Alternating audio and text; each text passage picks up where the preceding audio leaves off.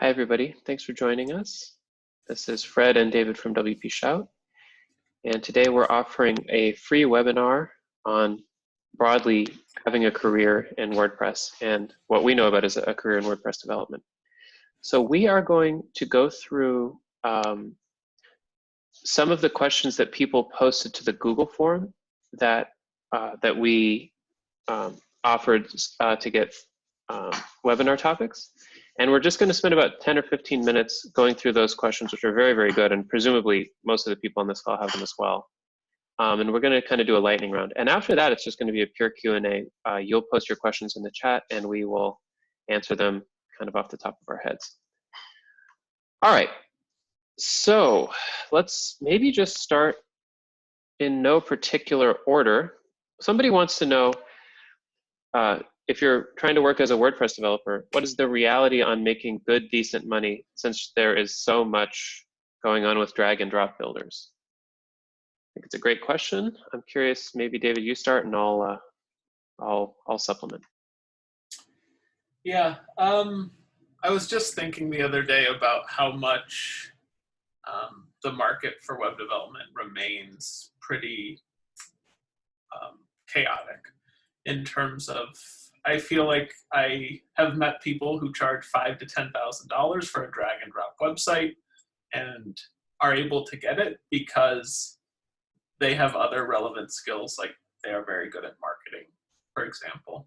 And really, you know, if you deliver business results worth 20, 30, 40,000, it's not unreasonable to ask 10. But I also know people who think they're charging a lot, asking $35 an hour to be a WordPress developer where they write like very good, complicated PHP code. And so part of the process of becoming a well-compensated developer, I think, is understanding what your clients value and delivering that to them whatever way you can. And that is a very different skill than writing very good PHP or JavaScript or CSS code. So it's important to understand that as a relevant component of this career, especially question. You know, being a good developer in terms of writing good code is one level of the challenge, but the other level of the challenge is how do you get people to pay you in the way you're happy with or the work you're doing. Yeah, I think David said that really well. If you're freelancing, which is what we're familiar with, you're really setting your own rates. So if you are convinced you live in a reality where there's no money to make as a freelancer, you will find yourself in that reality. And so exactly as David said, a lot of the job comes down to knowing your value and understanding how to put that value out to people such that both they and you understand that value. And it's a process that grows over time. And there are some real constraints on how much you should be charging as a web developer. If you're charging $1,000 an hour, you're either doing web development for like Coca-Cola or something where where money just sort of like grows out of the floors, in which case, good job. Or you're overcharged. Like nobody that I've ever met is going to pay you that amount of money. On the other hand, if you are charging $30 or $35 an hour, or even $50 an hour, and you live in the United States or Canada, you basically probably haven't done the math on how web development works. You think you're going to make $35 an hour times 8 hours a day, times 5 days, times 50 weeks, and that turns out to be a lot of money. What you don't realize is that most of the hours in a day that you work are not going to be billable. You have to do your taxes, you have to get new clients, you have to send proposals, you have to field their questions. So if as a freelancer, if half the hours you work in a day are billable, you're doing a pretty good job, and your rates need to adjust accordingly. So there's really a lot to talk about here, but the bottom line is you can make good money as a web developer for sure. And in fact, being a PHP competent WordPress developer means that you're able to come in where other implementers and designers and assemblers have started a project and given up, which is often where a lot of people are in their buyer's journey. And you can get it over the hump of where it needs to be because you understand how WooCommerce actually fits together, or what a custom post type actually is, and why you can't just create a bunch of advanced custom fields and not know what to do with them. So there is good money to make as a web developer. It comes down not to like you just waking up and there's a giant check in the mail every month because you are saying you're a web developer. It comes down to your ability to really know your value and to communicate that value to clients and to find clients. So a lot of it really is, it's a job that's very heavy in marketing as well as in technical skill. Mm-hmm. Okay, a real day in the life of a WordPress developer, the most common projects they work on. That's fun. David, you want to start? Sure. I mean, I guess maybe, you know, I am nearly, my current story is I'm nearly employed full-time at a particular publication, and you know what that looks like is, I'd say half the days of the week I end up having a meeting or two in the morning with them, and then some amount of just self-directed whatever I feel like working on, and some amount of like specific deliverables that I have to work on for a particular reason.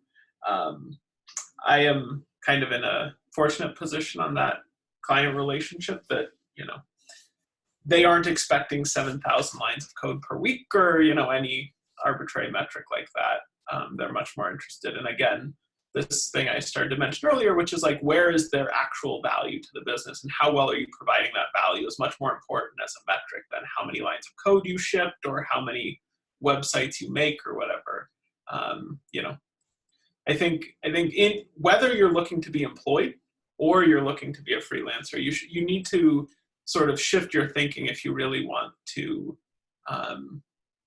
get into it from like, there is the technical roadblocks, and Fred mentioned, like, if you're a very good PHP coder, which I humbly will say I am, you still don't get paid for writing PHP lines of code. You get paid because you're providing value to a business that is able to make more money because of your work. And that is an important thing to realize. You can write 7,000 lines of PHP and it makes no impact on the bottom line. You can write 12 lines of PHP that maybe revolutionize a business.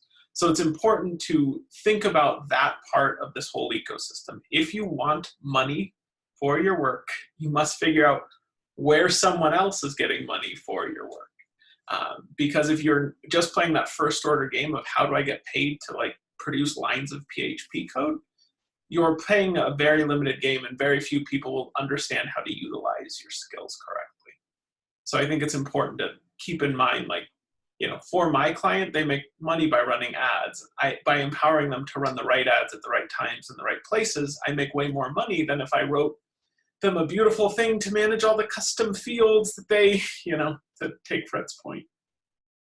None of that code is particularly money making for them. So I can work on it and it's valuable sometimes that I do, but it's important to know when it is. Yeah, picking up on that. So I would not have the technical skill in PHP and a number of related systems to do the job that David is doing. So David is somebody who is really kind of like a software engineer who thinks very richly about system architecture and happens to write a lot of PHP and happens to have a big background in WordPress. So I'm somebody who kind of more like stumbled into WordPress development through a bunch of coincidences and got good enough at it because I was learning from David ultimately that I was able to do it as a freelancer. And so that makes my kind of client work that I do less for like a multi-million-dollar business that's trying to change a bunch of stuff about this like platform with a lot of technical debt, which is what David's been doing for the last year plus. And my projects are more like, you know, a small business owner who has maybe a few $1,000 website project either that they need started, or I would say more often that they need help with. So they might have like a WooCommerce site and they want to, you know, have like variable products, but some of the variable products have this special thing around their shipping or something, and it's super confusing. And they've bounced it off 2 developers and those 2 developers couldn't figure it out. Or, you know, it might just be something as simple as somebody has a, you know, they have a yoga studio and they want a beautiful website for it. So I might get that, you know, job just from scratch, or I might, a lot of the time I'll come in when somebody's, you know, experience with prior developers has kind of ground to a halt and they need somebody who actually understands the internals of the code. And so on a day when I'm doing client work, I might have a couple meetings to just keep myself and my clients kind of aligned on what we're trying to do. I really like to, as I've gotten faster at it, especially with visual things, a lot of the time you can actually visually show clients what their options are, and it's so much more efficient than having 5 emails back and forth about it. So a lot of the time, especially for design stuff, I like to get clients on the line and just sort of show them in the browser inspector, like, this is what this would look like if these buttons were all green or whatever.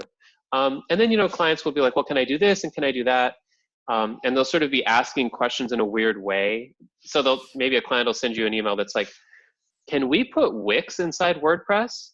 And if you start typing out a long email like, well, here's why that doesn't make sense. A content management system, like, you're wasting your own time. So you have to get on the line with the client and be like, hey, what are you trying to do here? Like, as David was saying, where are we headed with this business? You know, what are we trying to do? And he's like, well, I want to sell t-shirts, and Wix, I saw this Wix template that sells t-shirts. Oh, okay, fair enough. Well, you can sell t-shirts right in WordPress. There's no way to combine WordPress and Wix, so forget about that idea. You can sell t-shirts right in WordPress using a free system called WooCommerce. So let's talk about that. So it's a lot about like kind of aligning client expectations and really getting to what they're trying to do. And then, you know, there might be 2, 3, maybe on a day where I'm, you know, up against the deadline or really interested in something, there might be 4 hours of billable work. And that's a little bit of writing PHP code and a lot of like looking through plugins and seeing if they work and seeing how they work. And it's just ultimately doing WordPress development, doing the stuff that's billable, like the hourly work that's billable, is ultimately a mixture of knowing code and knowing how WordPress works as a software ecosystem. So knowing what plugin is the right solution for the kind of form that the client wants, or knowing where to get WooCommerce extensions, which is only just official, the WordPress.com WooCommerce extension library, and knowing how to Google things in the right way to know whether yes there is or no there is not an extension that does the exact thing that the client wants. Knowing how to hook into an existing plugin's functioning and change something about it, because thank goodness the plugin developers were smart and left a bunch of actions and filters. So, and then a lot of front-end stuff, knowing how to write CSS efficiently that overrides like some horrible theme forest theme where all the styles are like a million, like where every style has like 100 things it applies to. Knowing how to write CSS that will kind of efficiently override the theme styles when those styles aren't working, and doesn't use a bunch of important declarations. So there's like all these like discrete sub skills that go into the billable work itself. And then there's a whole separate set of sub skills that correspond to managing client expectations and making sure that the clients understand what's happening. And so one of the nice things about the work is that it's very variable. No 2 days are too much alike, I would say. And you're really learning a broad spectrum of skill sets as you get better and better at helping more and more clients with more and more needs. So yeah, I just want to jump in to highlight, Fred, something I started to hear you mention, which is that like whether you're doing this inside of an agency where, you know, an agency pays you and the clients pay the agency, or you're doing this as a company, which is just like, you know, a large publisher who needs some WordPress sites, or you're doing it for like just, you know, a freelancer who sometimes gets clients coming in the door. I think one of the bigger skills that is underrepresented among people who do web freelancing and kind of all kinds of freelancing, including like your plumber, is just like communicating very, very well. It is a tremendously underrated skill to be like proactively managing where someone's head is at so that they don't start to worry and wonder at you. Because I feel like so many people, you know, I run the local WordPress meetup, and a few months ago had a client, or not a client, not my client, but a woman who had been someone's client come in and complain more than I wanted her to in front of everyone about how bad her previous developer was. And at the heart of that was that they weren't telling her what they were doing or why, and they weren't telling her adequate summaries of what their timeline would be and all of that stuff. And that happens inside of jobs as well as outside of it, where it's really a communication problem much more than it is like a technical problem. Often, like as people learning to code, your concern is that you don't know how to solve the complicated technical problem. And that's a real thing. Like definitely in my like learning journey, there've been plenty of times where I was like, I didn't know how to solve that. And Fred, you touched on some of the most important skills there. learn to Google well is way more important than like knowing how to write masterful thousands of lines of PHP.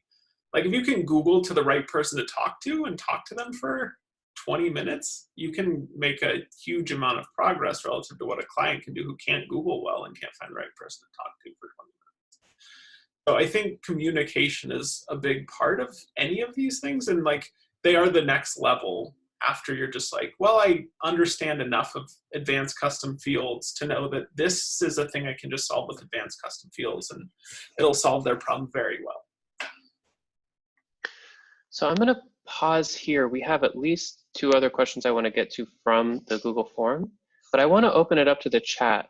Do you guys have any follow-on questions or things you'd like us to clarify about the 2 questions that we just answered? So the first one was, how do you make decent money, or can you make decent money? And the second one was, what's a day in the life of a WordPress developer like?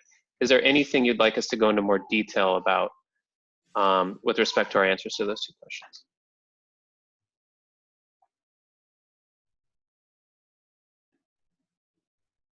So I'm just going to let the silence ring out while people type, and if there's nothing else, we'll move on. But I'll give you guys about 30 seconds or a minute to type into chat.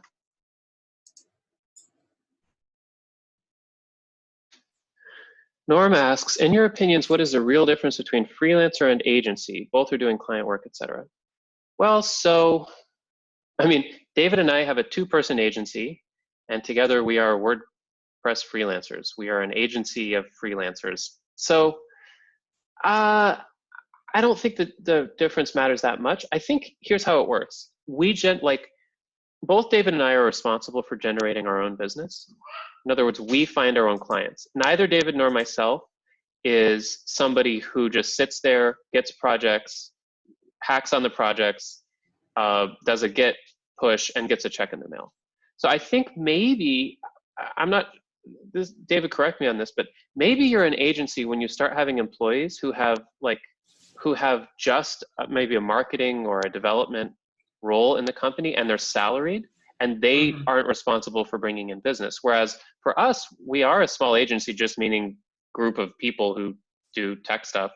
But I consider both David and myself freelancers because we find our own business. We don't have like a sales guy, like a chief sales officer who does the sales for us, and we just kind of get projects as they come in. And even if no projects come in for a month, we're still salaried and we still make money. That's not how it is. So I would call a freelancer somebody who brings in their own clients. And David and I both definitely meet that description, even though we are technically a small agency. Yeah, I would generally say that the difference, I think, is that a web agency has people who have specialized into specific skills, and a freelancer is generally someone who must possess some facsimile of all the skills that an agency would possess.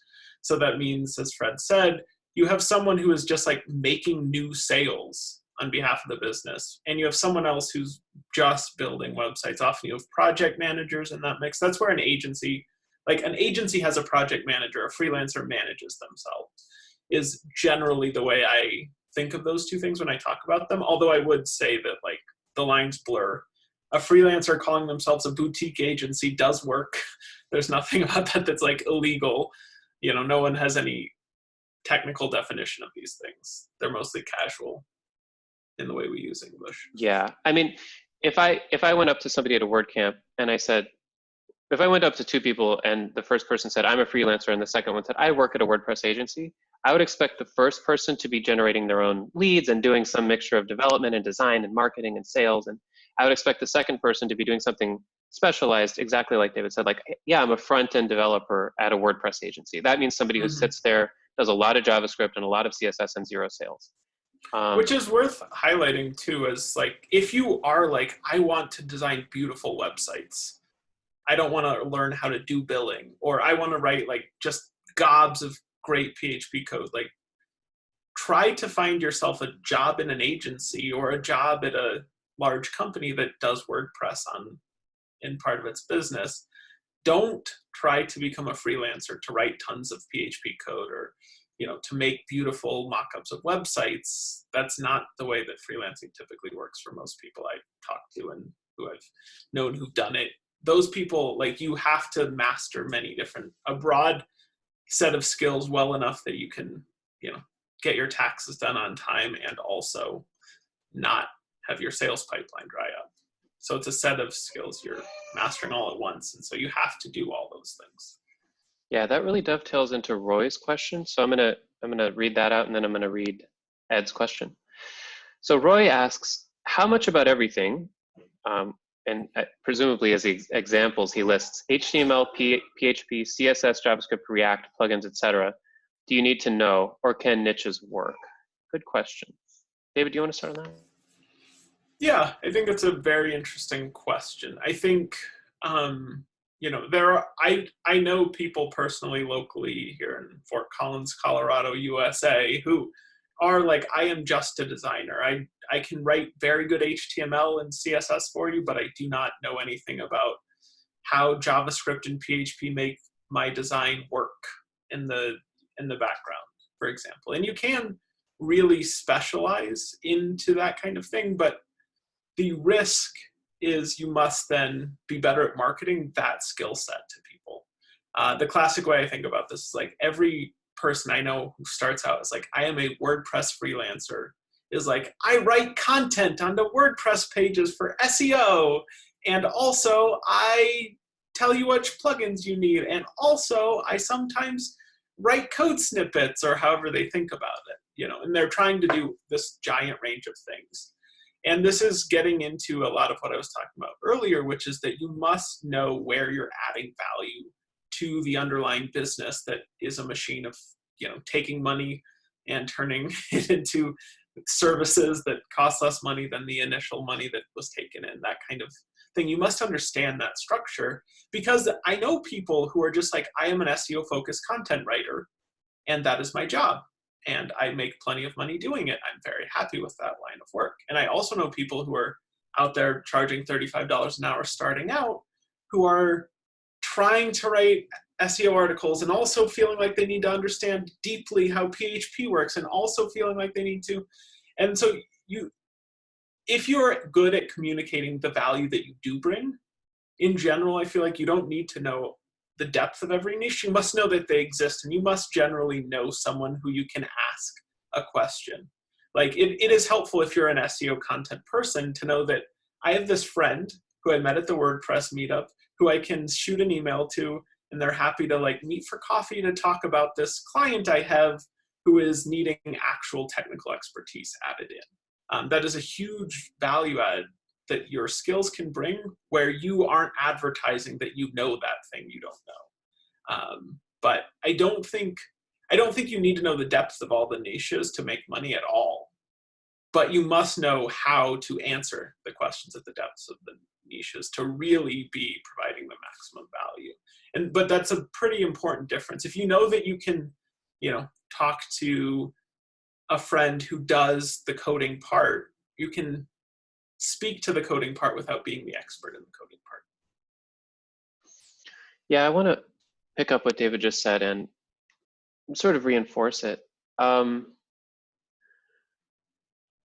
In my experience, there's no practical way to be good enough as one person, or even two people, to do everything that let's say a $10,000 website project would require. You can be good enough to do everything that like a maybe $2,000 to $3,000 website project would require.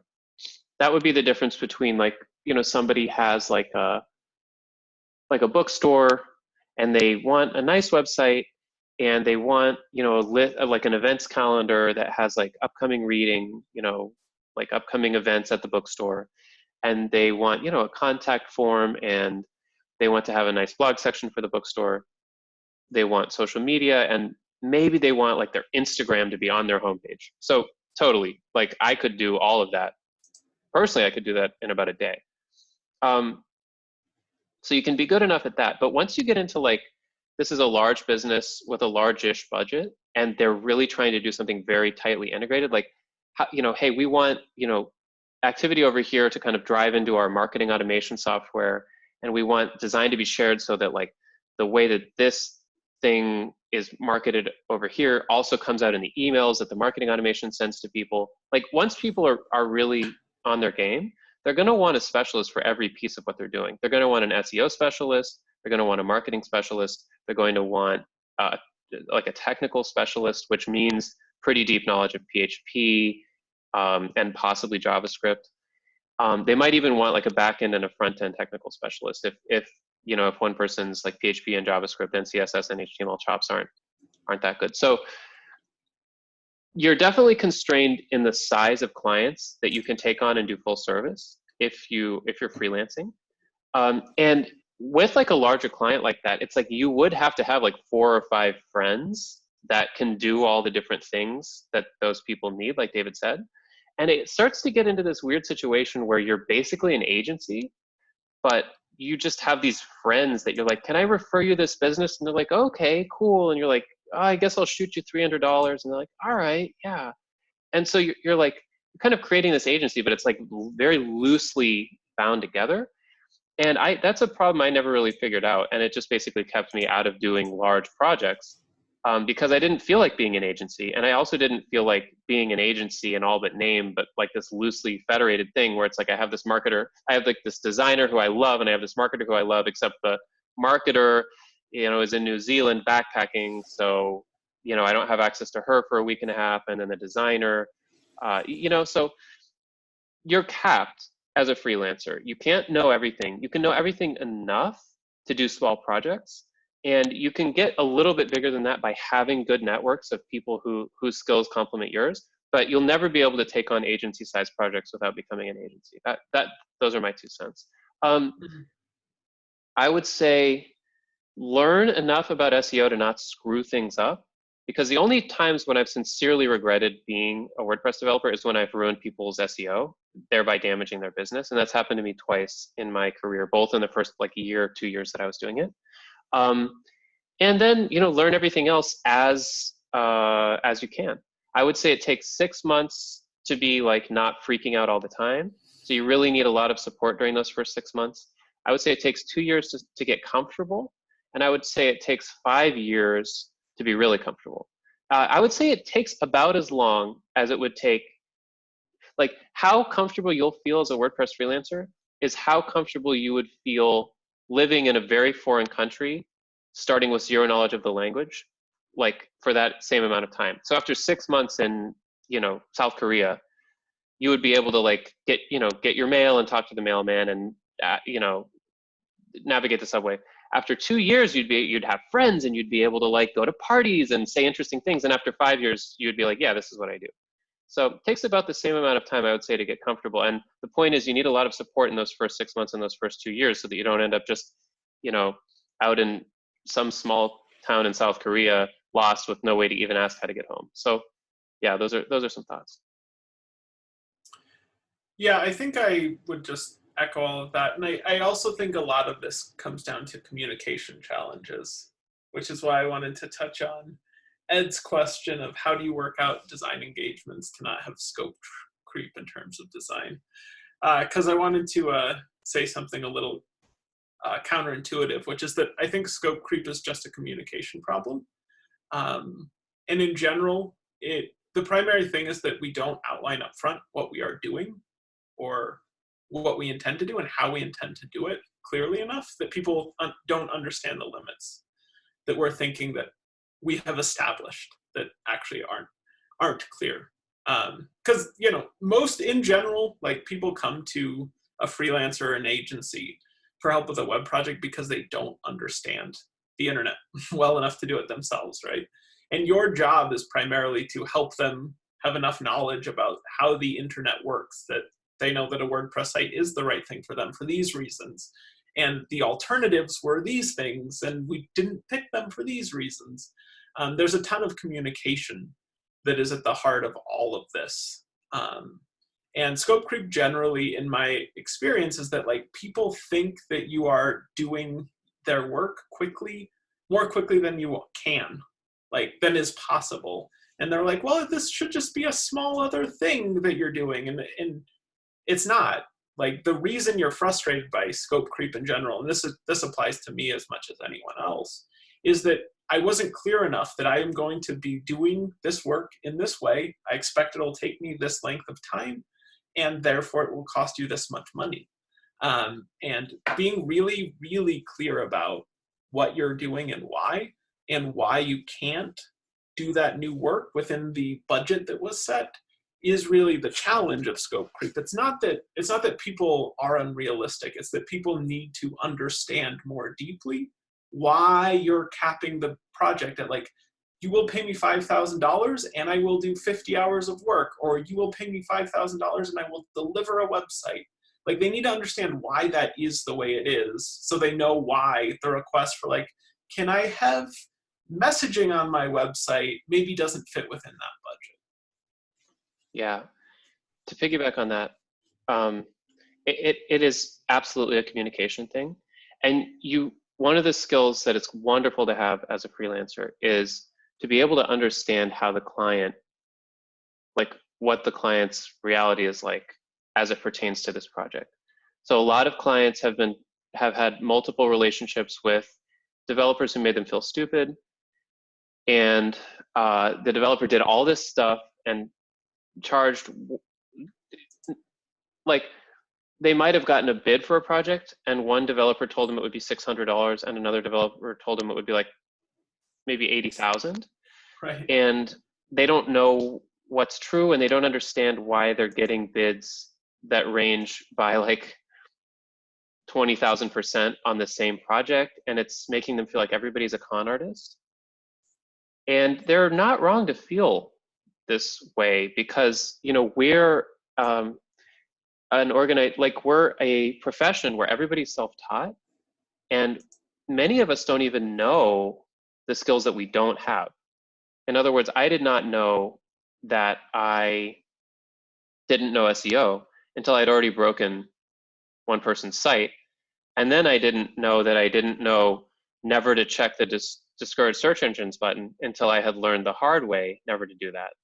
And so it's like you're with self-taught people, some of whom are trying to make it work on 20 bucks an hour because they haven't done the math, some of whom are actually trying to rip you off. And so you're basically very, very, very vulnerable as a web development client and a WordPress client. And so people really don't like that. And then the other thing is, people, as David was saying, they don't know what you don't tell them about WordPress. So as David said, like, why can't we just have like a little, chat support bot in the bottom right? You just put it in the bottom right, and then when the user clicks it, it comes up and the little support bot says, what do you need, right? Well, there's no, like, a client doesn't know that that's not easy to do unless you tell them. And the things that they might think are super hard to do, like a contact form, can WordPress talk to my email? Will it talk to Outlook? Will it talk to my Gmail? Like, the things that they don't know that it takes 15 minutes to do a gravity form. And they don't know how, email works to know that, yes, it'll talk to both Outlook and Gmail necessarily. But conversely, they don't know that, like, yeah, I want all my products to be 20% off, but only on the third Monday of every month.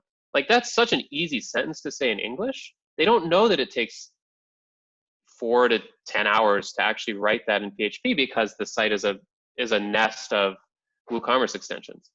So, it's really weird and counterintuitive what is actually difficult and what is actually time consuming in web development.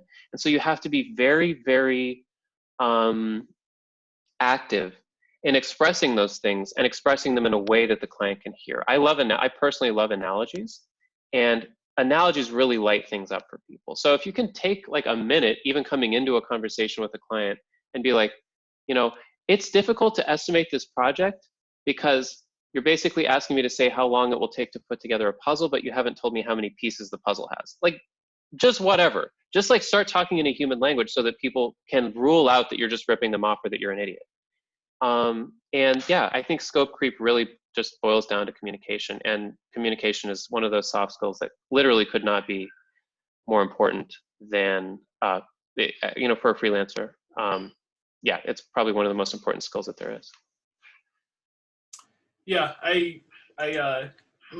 one of my friends likes the analogy of how much does a website cost should be answered with, how long is a piece of string? Which I think is very good. That's a good one. In terms of, it like captures everything. Like, there is, 2-inch pieces of string, and there are also ones that are 17 miles long. Which kind did you want? I love that. So I want us to do a little bit on kind of the money side. So how do we, there's some questions about how do you do pricing, and there's also in the Google form, there's some questions about how you find clients. So I kind of want to bundle that together. And then Rashad has asked a very good question. What is the map of competencies that takes you from a beginner to a skilled and marketable WordPress developer? And Rashad, bless you, that is such a good question. I've been working on an article and a section of the website that actually maps that out for a long time, but I haven't yet published it, but I'll do it verbally, and maybe that'll actually get me to write the damn thing. So let's talk about money. So I think everybody's question is, how do you find clients? And we can certainly tell you what we did. Maybe that's a good place to start. Yeah. I mean, I think, the two ways that Fred and I personally, I feel like, had the most success were AdWords, the Google product where you specifically allow, you pay Google money to be listed at the top of a search result for like Fort Collins web developer or something like that. And, people click to your website, and you give Google some money for that click, and hopefully the people end up hiring you, so you make back your money. And then the other thing is just like personal networking. Who do you know? Who is your uncle's friend? All of that kind of stuff. And that second thing, especially when I was starting out, was like a foreign language to me. In terms of just like, you mean people just like are talking to their friends about how to get a website, and if all your friends know that you do websites, you can get clients that way. But it is, I think one of the primary drivers of reliable and positive relationships, in my experience, is just like really going after your network. And I do think I would differentiate between like working for your friends and like working for your friends' friends. As the first one is a harder problem. I think it's harder to work with people you consider friends than it is to work with people who you consider strangers, who you just happen to find through friends. Yeah, I agree with that.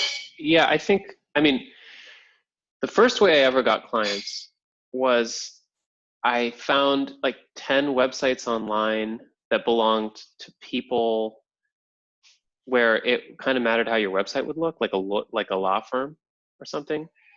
I found just 10 bad looking websites online, and I emailed them and I said, hey, your website, is not pretty, and here are 5 things I suggest changing, and maybe I could help.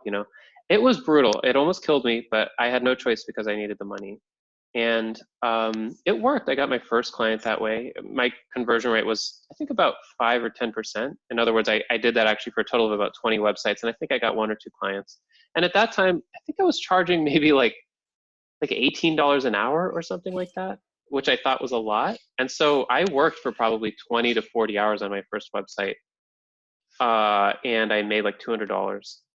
And yeah, it was just a dark time. So that's the first way I ever did it. So if you ever want to be like scrappy and kind of growth hack your way, presumably that kind of method still works.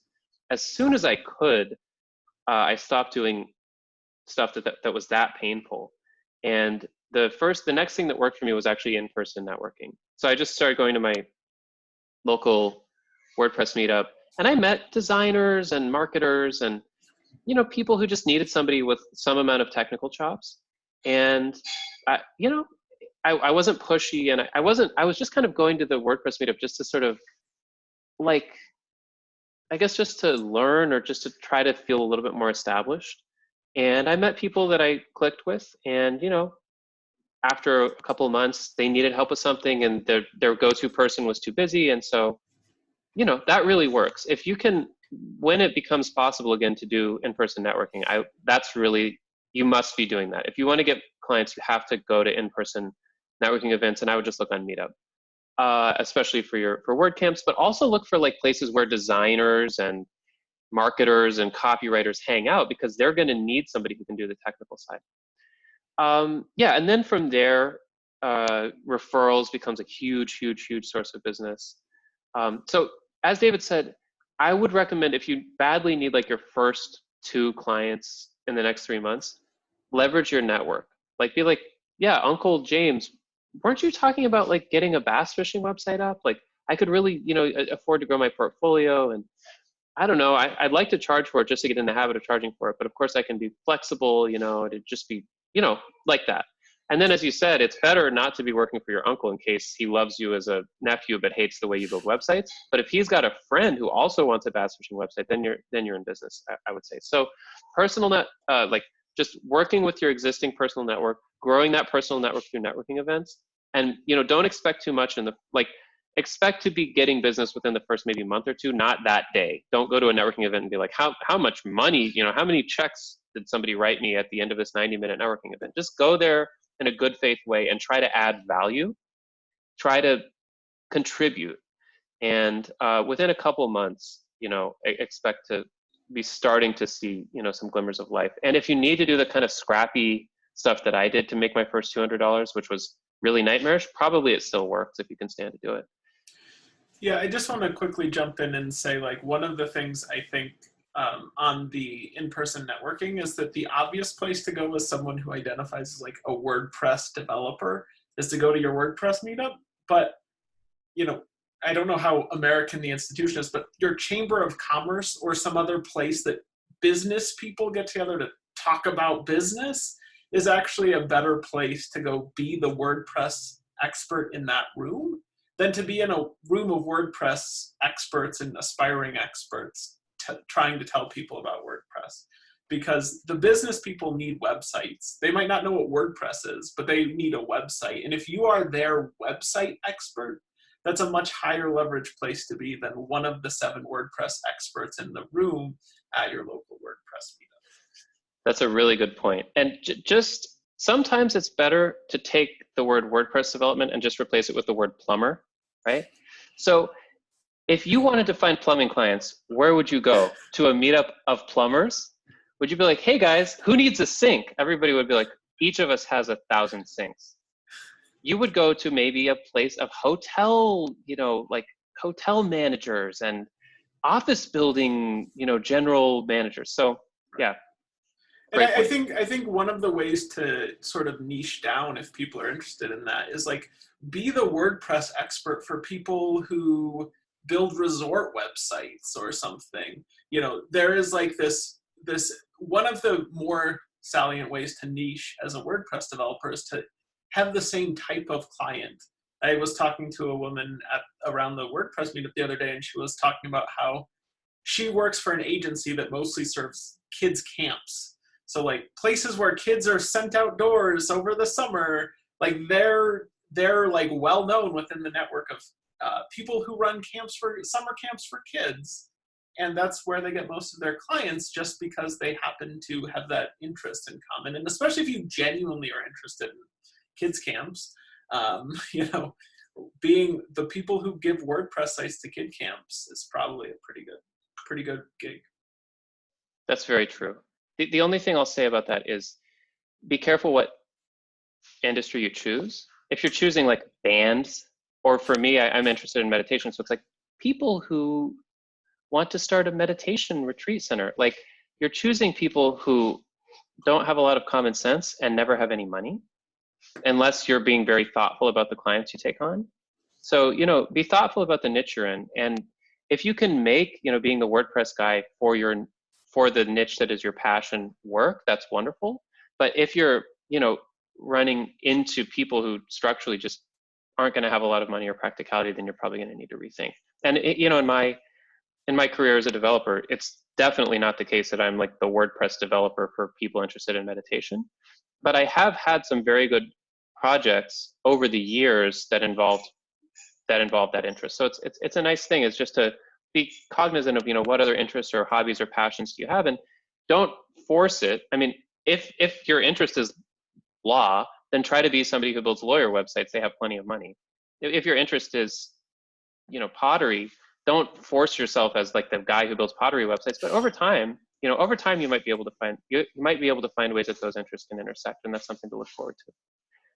So let's talk about pricing.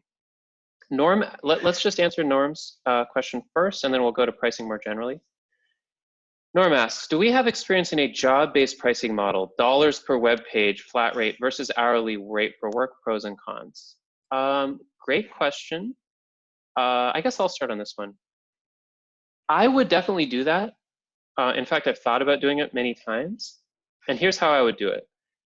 It's like the 1-day website or the 2-day website, 1-day WordPress website, 2-day WordPress website, where the whole thing is tracked, the whole thing is built, the whole flow is built out. You need at 9 a.m. on this day, you need to show up with a Google Doc that's got at least 2,000 words of site content broken down into home, about, contact, and basically you have to really tightly bound what it is that you're offering. Otherwise, somebody's paying a flat price, let's say $1,500, but they also want WooCommerce, and they also want like a forum. They were thinking a forum would be cool, and they also want maybe like some sort of like custom plugin. Oh, like maybe like how about a members area? Like they kind of want a members area where like people can like talk who are interested in the business. So like if you're going to let that kind of scope creep come in, then you're just basically doing a bunch of free work for no reason. So if you're able to really assembly line out what you offer, and you should only put very simple projects through this, because more complex projects are not going to be, you're not going to be able to standardize more complex projects. So this has to be dead simple, like 1 to 2 day website projects where, somebody has a dog walking service and they need a website and a contact form and basically that's it. And then you say, yeah, this is $1,200. We can do it in 2 days. And these are the things that you need to have at 9 a.m. on the day when we build your website. So I would do it under those circumstances. Otherwise, I would, in practice, all I've ever done is hourly, and I'll tell you why in a minute. But David, do you want to add anything to that? Well, I just wanted to touch on I think of there being like 3 general ways people talk about pricing. One is time-based, and that's where hourly, but also like weekly or monthly billing comes in. I think all of that is in the time-based bucket, and that is the way that Fred and I have almost exclusively worked. Another way is to say results or piece-based work. So I build a 4-page website, it costs $2,000 or something like that. And Fred, I think you were starting to talk about that. I think a 4-page website is a good unit.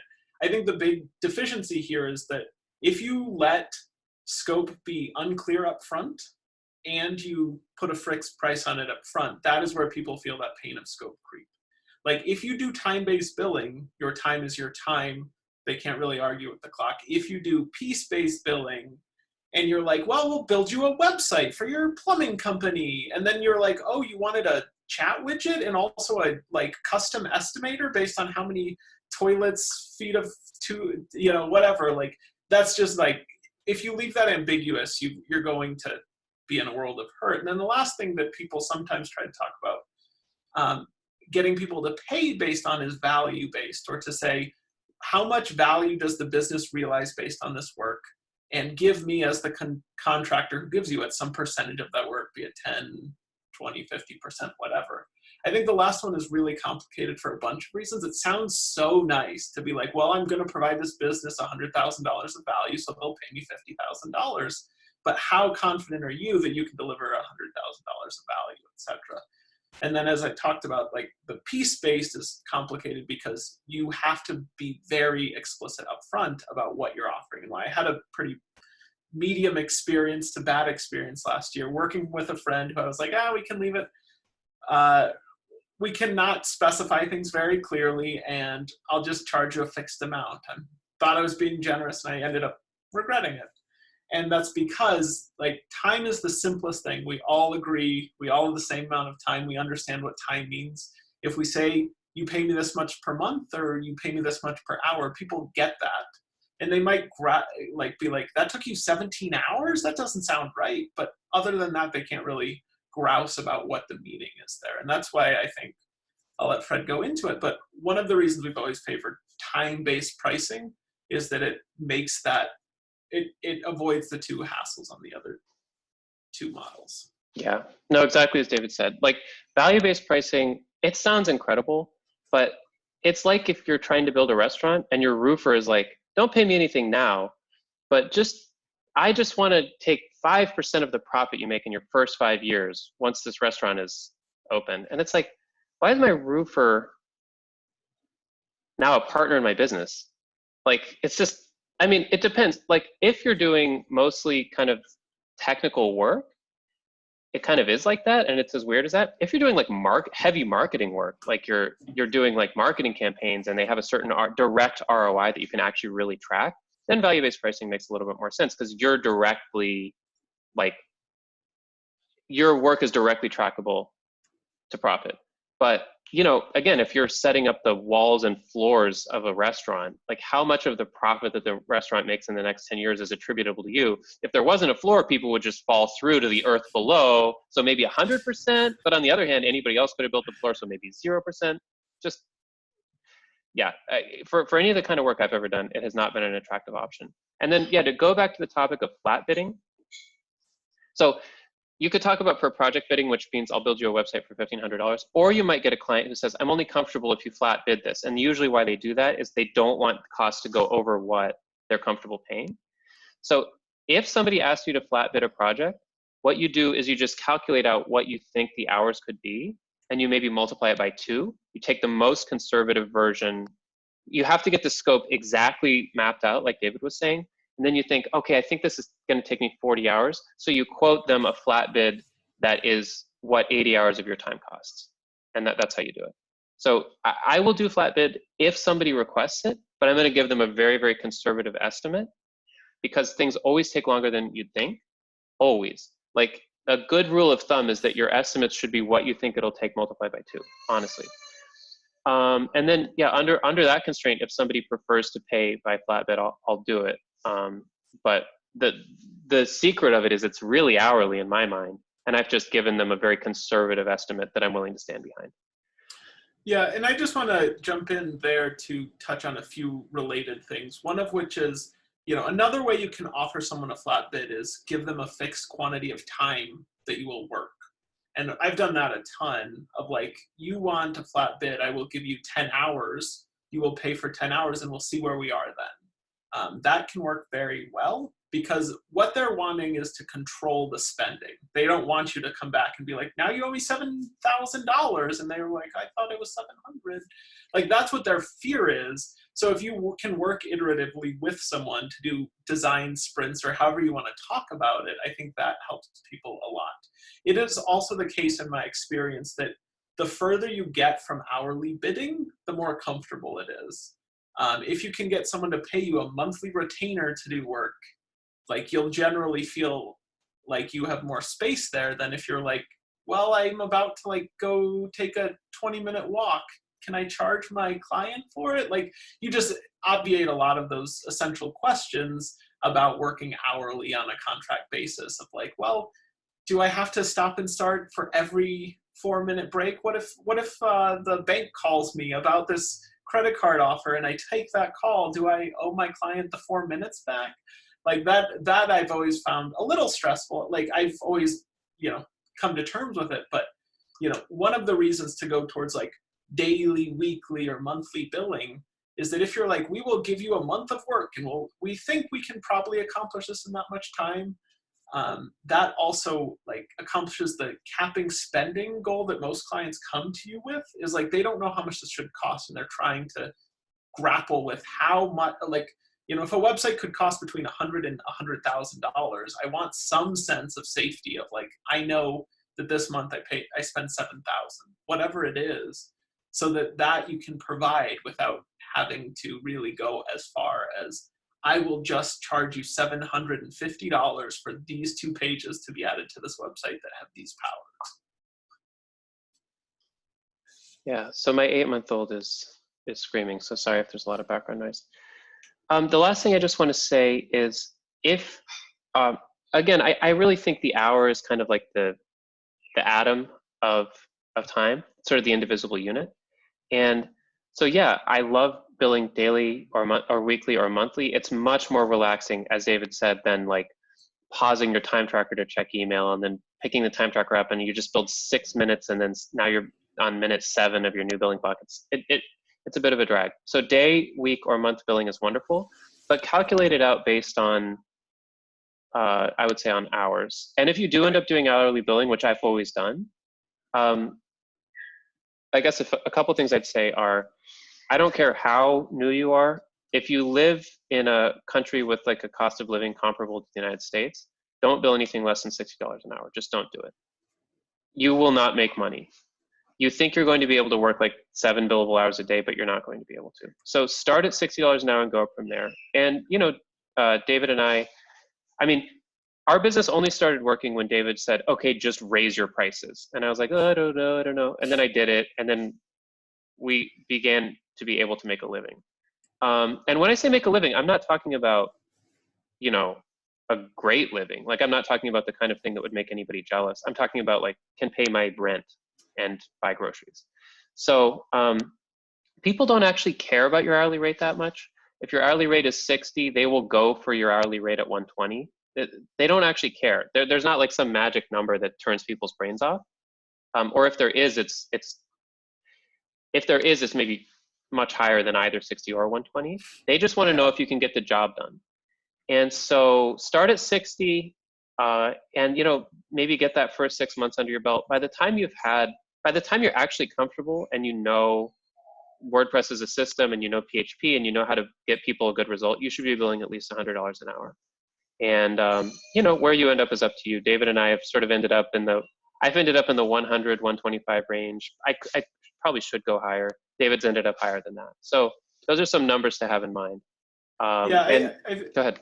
I think that's useful. And I just want to highlight that, you know, again, one of the biggest issues is the people buying websites from us as WordPress experts, however we provide the website, just turning on plugins or writing PHP code or anywhere in between, they generally don't understand what your hour is. So your hourly rate feels like an arbitrary magic number for most people. And that's part of the reason to be like, in about a week, I will be able to give you this or something like that, because truly these numbers are abstractions. And there are people I know who charge way too little, like they are too expert to charge so little.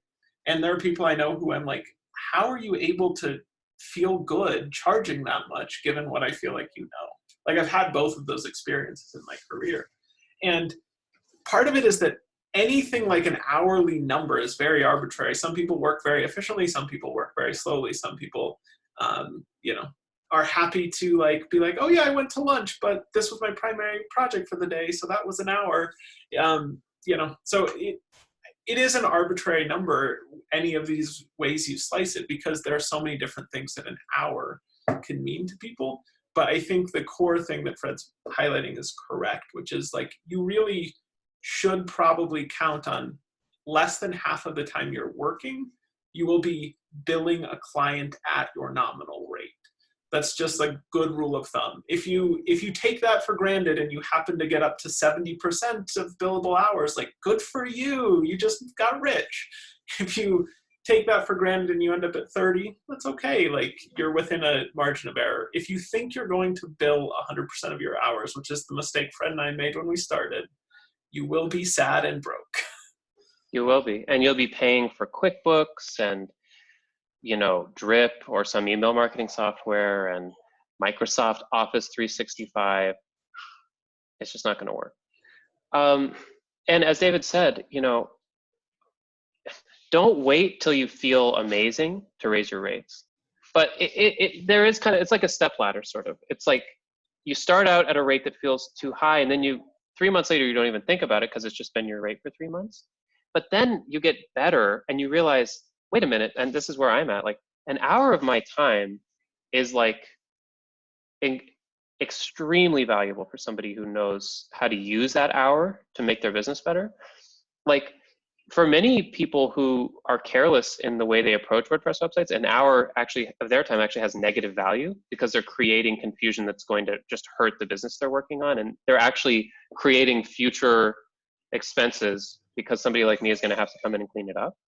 So it's a process over time of getting comfortable with the value that you provide and starting to treat that like a real thing. And you want to raise your prices. You want basically to throw your hat over the wall. You raise your prices before you feel completely comfortable with it. And then over time, you get comfortable with it. And then over time, you get too comfortable with it and you need to raise your prices again.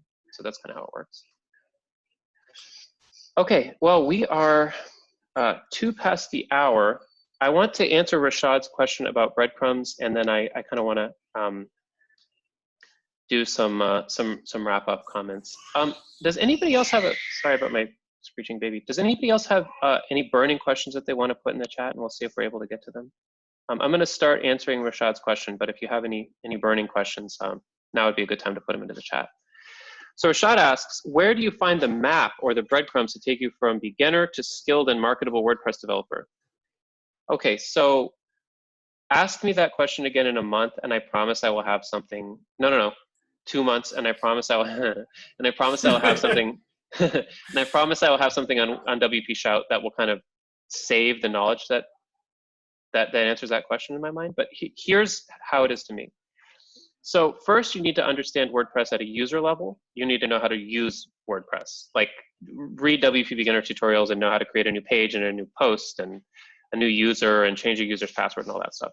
Then you need to be a power user, which is like that plus you know how to create a new Gravity Forms form and maybe put the Gravity Forms shortcode into a new post and update plugins and update WordPress and that kind of thing. Well, and you also know Gravity Forms versus its alternatives. Yeah, like, and you know which, why right. Gravity Forms is what yeah, you so you know which forms plugin to use, and you maybe have a sense of like some themes that are better and worse and maybe why. Then you need to start learning technical languages. The first thing you would maybe need is HTML. And then after that, probably in order of importance, it would be PHP, CSS, then JavaScript. How much PHP do you have to know? Not a ton. You just have to know enough PHP to be able to read WordPress code, which uses a fairly narrow band of all that PHP can do. So don't learn PHP like, wow, I just learned, I just read a PHP manual, now I'm ready to learn WordPress. Look at WordPress code and flip back and forth and be like, what does this $sign mean? What do these parentheses mean? And learn PHP within a WordPress context. And we're working on a course that teaches PHP for WordPress, which is basically just the parts of PHP that you need to be a WordPress developer. So we are very excited to be finished with that. And yeah, I would say by maybe the middle of the year. So anyway, the PHP is really the engine that is driving anything that happens in WordPress for the most part. But you do need to know enough HTML and enough CSS to be dangerous. You can ignore JavaScript. You can pick it up later. I mean, JavaScript becomes helpful, but to answer your question, a marketable WordPress developer, you don't have to know very much about JavaScript. If you know anything in JavaScript, forget about React, just learn jQuery. jQuery is still extremely helpful for the kinds of things that I find myself using JavaScript in WordPress. Next, you need to understand not only PHP itself, but you need to understand WordPress's code base. So PHP is a language and WordPress is a book written in that language. And you need to understand how to interact with WordPress. And that's what our course Up and Running is about. So like some core topics from that are like hooks, actions, and filters, which is what I did a webinar on Thursday. Conditional tags, like if is singular, is single. What's the difference between is singular and is single? How does the WordPress template hierarchy work? What is the WordPress loop? What is the loop in WordPress? What is a template file, and what is breaking out a template file into partials, and why would you do that? What is a WP query?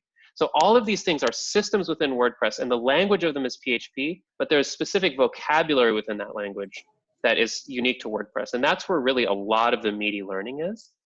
And then you're going to be pretty strong on the technical side, and you need to know enough SEO not to break things, and then you need to know like how to market yourself and maybe some basics about how to do SEO copywriting and the basics of design, unless you've got a good design person. At that point, you have like the backbone of a WordPress technician, and you can either learn or like have friends who do the other skills that people will need, which are things like design and marketing, digital marketing, content marketing, social media marketing, SEO, copywriting, that kind of thing. So I would say that's really the progression. David, what did I miss? I have more of a tangent side comment than the core thing. I think the core thing you outlined is correct. I think, that progression, for example, I think that like marketing yourself is a skill that should grow alongside that whole stack rather than because it's pretty independent of it. You can't really understand it, PHP very well without knowing what HTML is and how it works, but you can very much get better at understanding like how to take a new relationship that you make at the Chamber of Commerce coffee meeting and turn it into an actual contract where they're happy to be paying you money.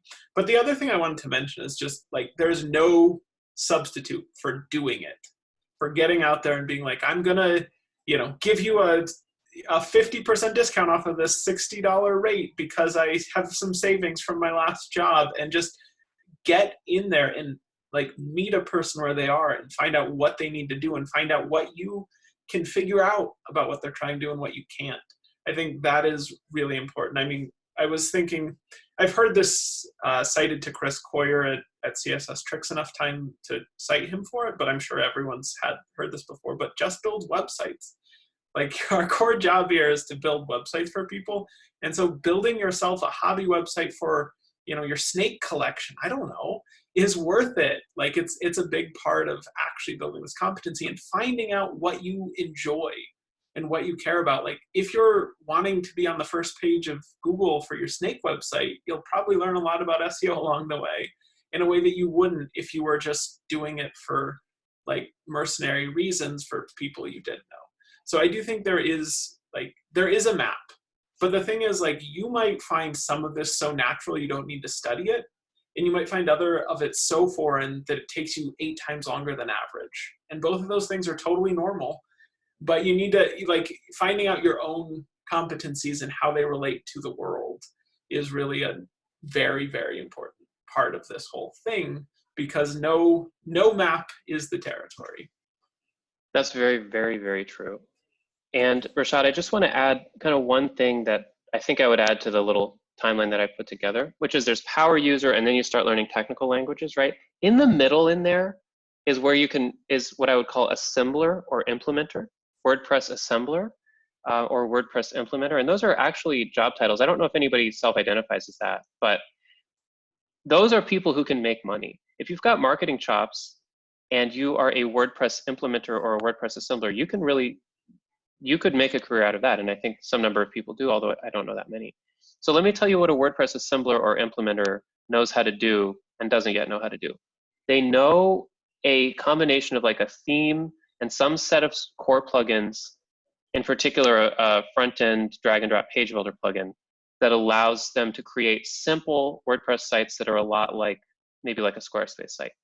So if I wanted to start from zero and start making money building WordPress sites right now, I would learn one good theme. Two that we recommend are the Beaver Builder theme, which is very well built, but very but doesn't have a lot of like buttons that you can press to change things. It's like very well built, but kind of static. And then Astra is less well built, but it's got a lot more features. So those are 2 themes to look at. And then I would choose a good page builder theme, and the only good choice is Beaver Builder for reasons that I could go on and on about. Don't get Divi if that even still exists. Don't get Visual Composer if that still exists. Please, for the love of God, do not work with those. And I also really, honestly, I'm not a fan of Elementor at this point. So Beaver Builder is the only good choice in Page Builder, in my opinion. And there's a few good choices in themes. I would start with the Beaver Builder theme or the Astra theme. You can even pick up Beaver Themer, which kind of like is its own code-free version of the WordPress template hierarchy.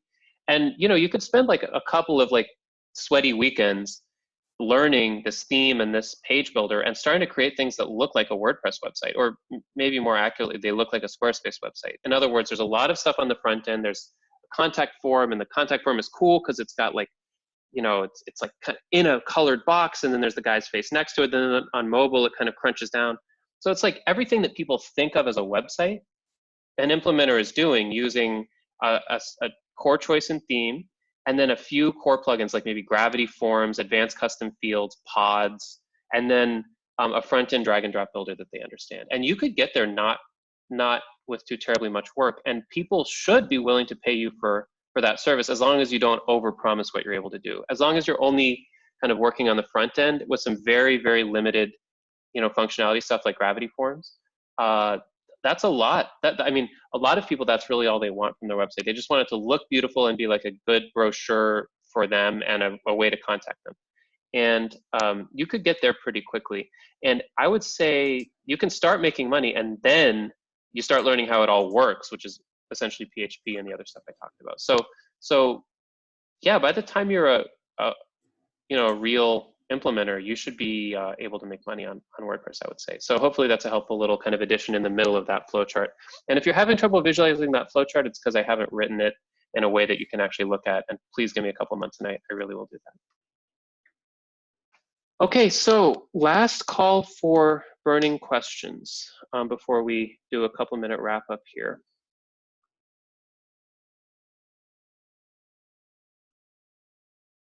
Okay, I'm going to start the wrap up. If I see a question, I'll pause myself. So guys, thank you. We wanted to offer these webinars for a couple reasons. One is because I have been wanting to do webinars for a very long time, but I just never had there was just no specific time in the calendar when I wanted to do it. So I wanted to see how it felt, and it's felt amazing. I hope this has been helpful to you guys, but really being able to give like human to human knowledge like this is really gratifying.